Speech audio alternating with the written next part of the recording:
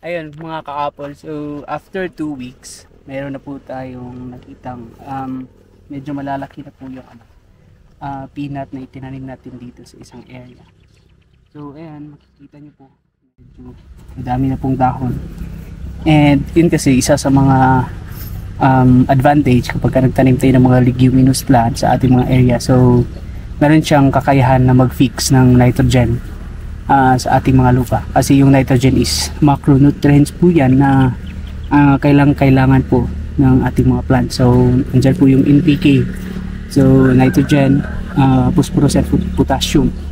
So yun po yung mga macronutrients na kailangan po ng ating mga lupa. So itong peanut, gaya nito, ay isa sa mga plants, tinatawag din po siyang green manuring. Ito nasa gilid po ng area, nakatanim yung ating mga peanut para sa ating nutrient fixing.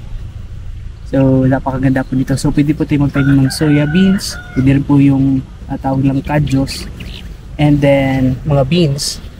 So basta leguminous plants, maganda po yan sa ating mga lupa. Ayan, hanggang dito.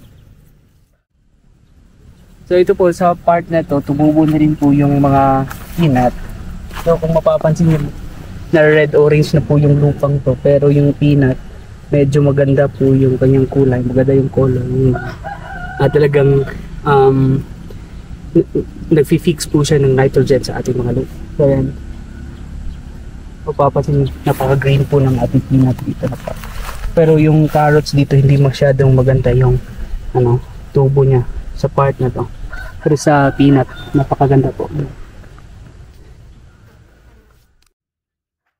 So hanggat maaari po ay dapat po nating alagaan yung ating mga lupa, kasi kapag maganda yung lupa, so maganda rin po yung ating mga tanim. Mostly kasi sa mga crops ay nangangailangan po talaga ng fertile na mga soil. So sa mga farmer po dyan, so kung pwede po tayong makapagtanim sa ating mga lupa ng mga leguminous plants, so magtanim na rin po tayo para makatulong na rin po tayo sa pagpapanumbalik ng taba ng ating lupa. And then lesser po yung application po natin ng mga fertilizer.